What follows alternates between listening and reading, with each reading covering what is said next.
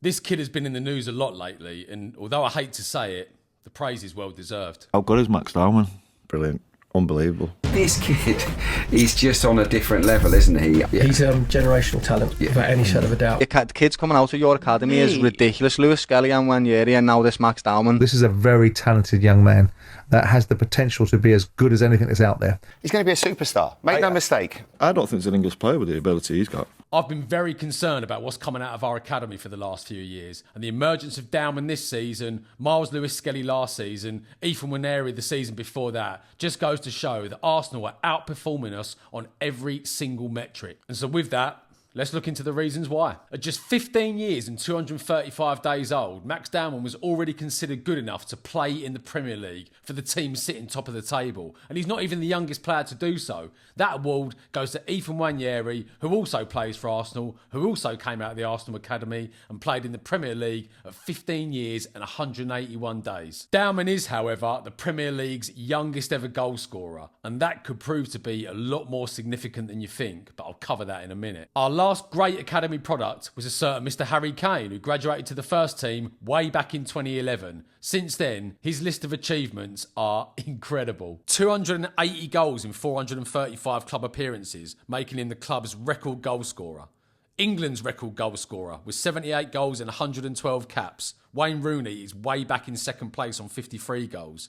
134 goals in 137 appearances for Bayern Munich at the time of recording. And this season, he's in genuine contention to win not only the Champions League, but also the Ballon d'Or, an award that only 5 Englishmen have won in 69 years of the award. Amazingly, the first ever winner of the Ballon d'Or was Sir Stanley Matthews, an Englishman, way back in 1956. Before Harry Kane, our academy would produce players like Ledley King, one of the best centre-halves to play in the Premier League, and also some geezer called Judas, but we don't really talk about him anymore. Fuck off. Since 2011, here's a list of the players that have come through our academy and have made Premier League appearances. Not just for Spurs, but just Premier League appearances in general. Stephen Corker, Jake Livermore, Ryan Mason, Tom Carroll, Nabil Bentaleb, Andros Townsend, Harry Winks, Cameron Carter-Vickers, Josh Onoma, Carl Walker-Peters, Marcus Edwards, Japhet Tanganga, Troy Parrott, Oliver Skipp, Dane Scarlett and Mikey Moore. In the same period since 2011, here's a list of the Arsenal players that have come through their academy and made Premier League appearances. Now, there's less of them, but notice the real difference in quality. Serge Gnabry, Hector Bellerin, Alex Iwobi, Reece Nelson, Ainsley Maitland-Niles, Joe Willock, Eddie Nketiah,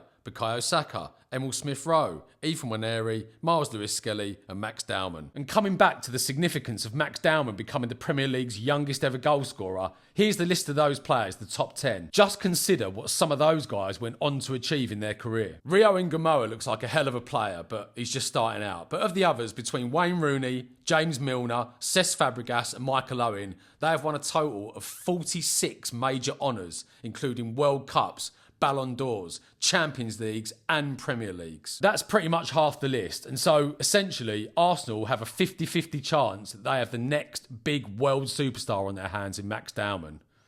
Absolutely terrifying. Spurs and Arsenal, as we know, are basically located in the same area of London. And so, why in the last 15 years have we failed to produce any players of any note, considering that our catchment area is basically the same? Looking at the financials, it's very difficult to get a precise figure on what both clubs spend on their academies each season, but the general figure seems to be, for both clubs, 20 million. But this is where it gets interesting. Let's just say that we invest roughly the same amount of money in our academies each year. Look at the money both clubs generate from player sales that don't quite make the grade, but from players that come through the academy. Here is a list of the world's most profitable football academies from 2016 up to present year. In those 10 years, we generated 268 million euros from academy graduate sales, putting us in 22nd place in the world for revenue generated.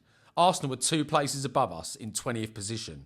However, our figure of 268 million includes the transfer of Harry Kane to Bayern Munich in 2023 for 95 million euros, as technically he is an academy graduate, meaning that when you deduct that figure, our revenue drops to 173 million euros. dropping us down to 35th place amongst clubs such as Gremio, Braga, West Ham and Leicester City. Now, you may notice that we're also in the same kind of bracket as Barcelona, but think about it. They don't sell their best academy players. Imagine if they sold Lamine Yamal and Pedri on the open market. They'd probably be at number 1 in the list. Even within these very basic numbers, there contains another grim story if you're a Spurs fan.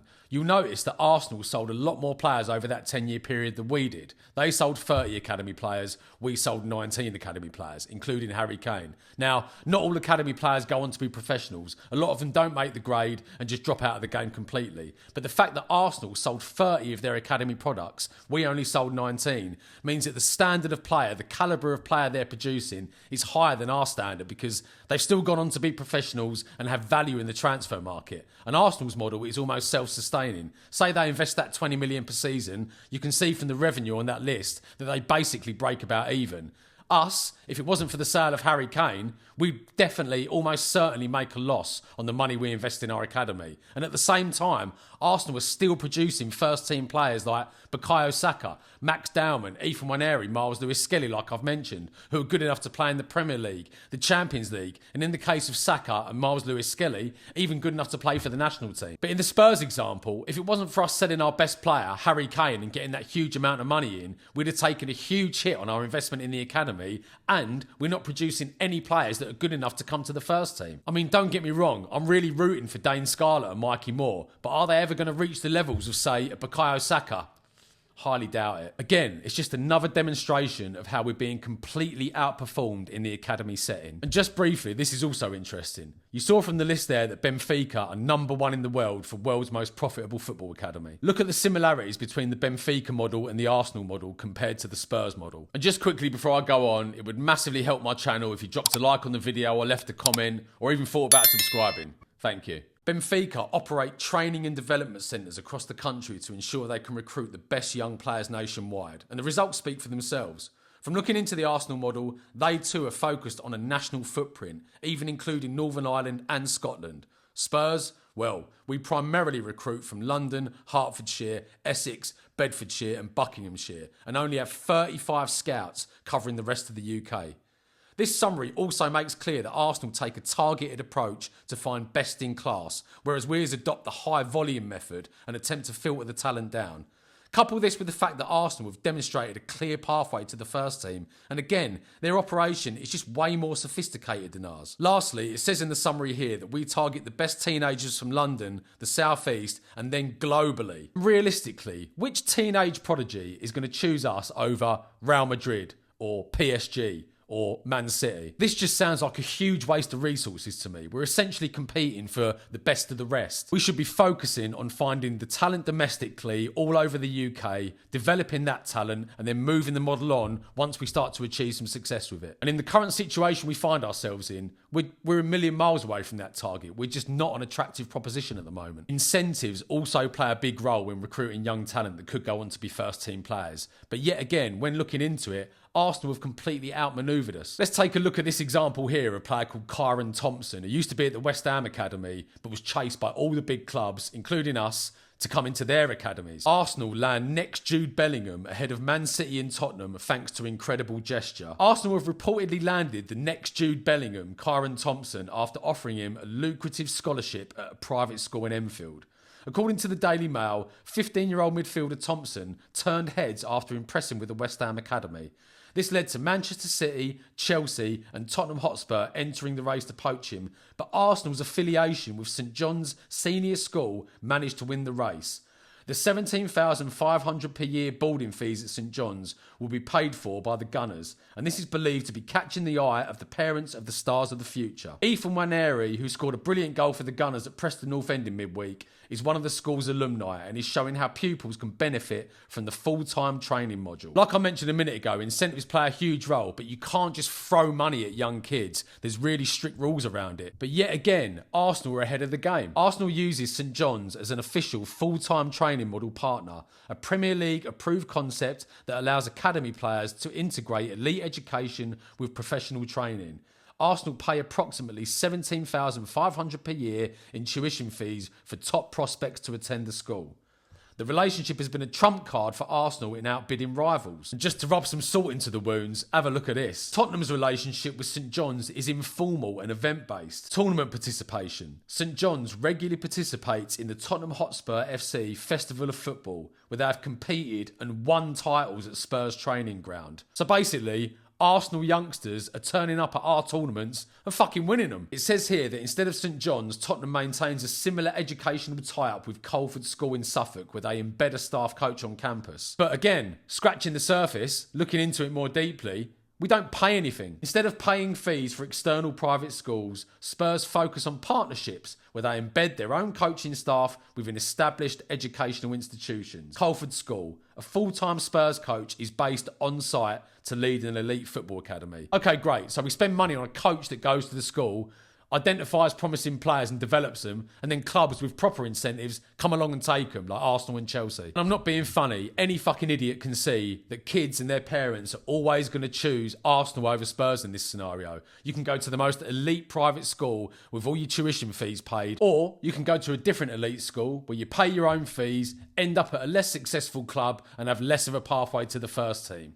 It's an absolute no-brainer. Again, outperformed, outmanoeuvred. Now, I read the list out of the Spurs Academy graduates earlier, and you notice there's a distinct difference in quality between us and what Arsenal are producing. But take a look at this. Since 2011, the Chelsea Academy has produced the following players. This isn't even all of them, but these are the most notable. Ryan Bertrand, Lucas Piazon, Nathan Ake, Ruben Loftus-Cheek, Andreas Christensen, Tammy Abraham, Fikayo Tomori, Ola Aina, Callum Hudson-Odoi, Mason Mount, Billy Gilmore, Reece James, Tariq Lamptey, Armando Broja, Trevor Chalobah, Lewis Hall, Conor Gallagher, Amari Hutchinson, Levi Colwill, Josh Achiapong. And so if you thought our lot were bad and the Arsenal lot were good, that lot are fucking incredible. If we go to the north of the country, Man City, now I'm not saying we can tap into their market because United and City have pretty much got a stranglehold there, but listen to the players that they've produced. Phil Foden, Rico Lewis, James McAtee, Nico O'Reilly, Oscar Bob, Jemai Simpson-Pusi, Cole Palmer, Liam Delap,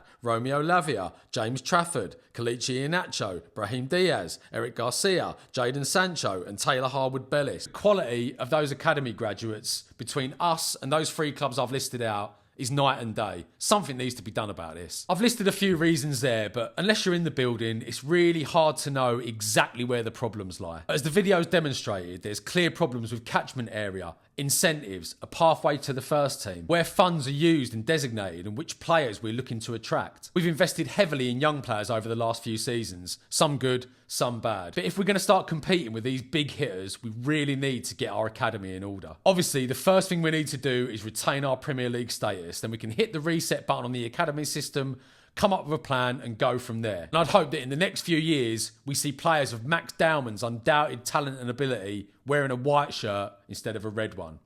Thanks for watching.